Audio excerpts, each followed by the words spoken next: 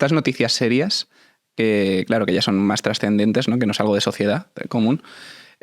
¿Cómo te desenvuelves tú, por ejemplo, en este momento? Cuando tú sabes la versión oficial y te están diciendo algo que es completamente mentira y tú estás en directo, en cámara. ¿Cómo lo haces? Pues bueno, al final tienes que tener en cuenta que estás... El otro día lo decía Sonsoles Onega, que yo la admiro mucho. Lo único que tiene un periodista es su credibilidad. Entonces va en juego y todos los días te la juegas, o sea, todos los días la puedes liar dando una información que no sea. Entonces, pues bueno, muchas veces también a nosotros se nos exige dar muchos detalles, dar un relato pues más profundo del que a lo mejor aparece publicado en los periódicos digitales y demás.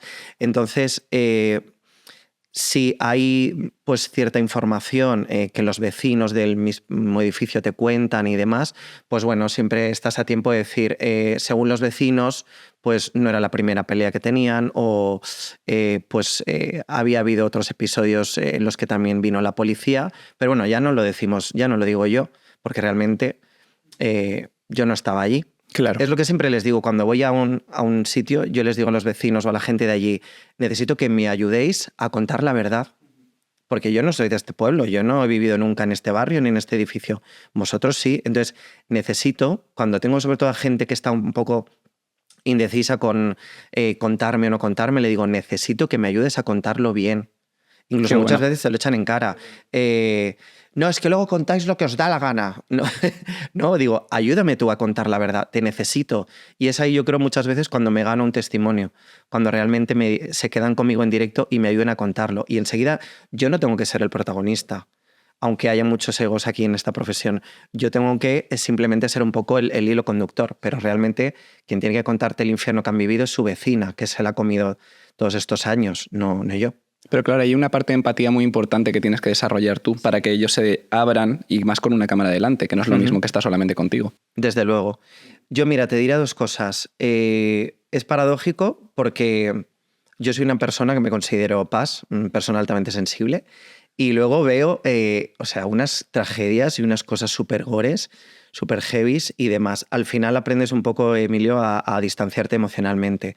Tu cerebro al final lo vive como una película, como que algo que no es real. Porque si no, no soportarías tanto sufrimiento, ver tanto sufrimiento humano a diario, ¿no? Claro. Una dana que asola un camping entero, riadas que yo me acuerdo de un señor de 90 años que lo perdió absolutamente todo. ¿Cómo vuelves a empezar a los 90 años, ¿no? Y ver todos sobre todo la gente mayor, que es muy de recuerdos de sus cosas, una montaña de escombros que llega un excavador y se la lleva. Y se queda ese señor de 90 años con su casa llena de humedades, completamente solo.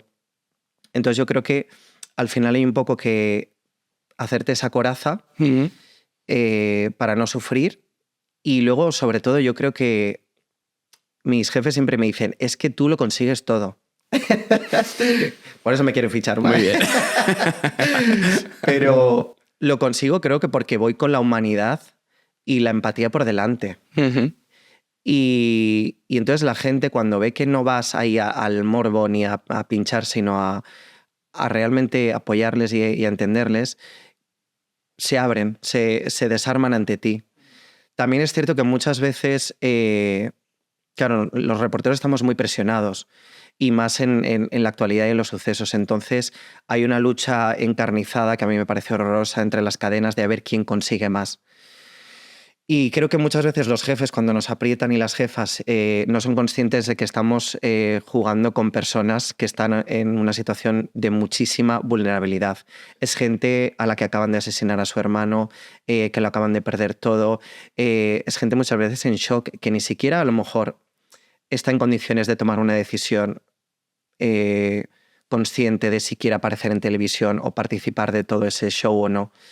Pero están en una situación muy vulnerable, a lo mejor están incluso a veces, les han dado una medicación para que se relajen un poco y demás, y están en un limbo viviendo una película, y entonces ahí es cuando pues una cadena, otro lo engancha, no, es mío, Claro. ¿Cómo que es tuyo? Un invitado no es de nadie. Yo muchas veces he tenido encontronazos de estos y digo, déjala que ella hable. Si ella quiere atenderme a mí, y muchas veces ya te digo, a mí han venido personas y me han dicho, Manu, solo voy a hablar contigo. El resto de cadenas, pista. Qué bueno, eso te tienes que sentir tú, vamos. Te sientes pletórico. Sí.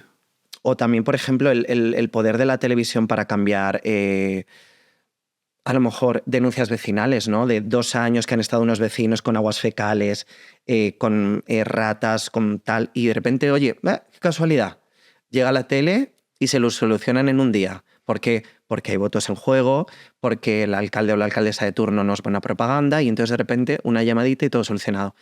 Ese mensaje de mí al día siguiente de Manu, muchísimas gracias, porque por fin, después de 2 años de denuncias, de papeleos, que esos vecinos han hecho su trabajo y han usado las vías que hay que usar legales, como es una reclamación y tal, y no les han hecho ni caso. Ha tenido que llegar la televisión para cambiar las cosas. Ese mensaje al día siguiente de Manu, gracias, es súper reconfortante y son esos días cuando dices, la televisión merece la pena por esto, porque puede cambiar las cosas. Pero también te digo, hay muchas veces que la gente me escribe y me dice, Manu, tengo este problema, que venga la tele y me lo solucione. Y yo se lo digo, le digo, la tele no tiene que ser la solución.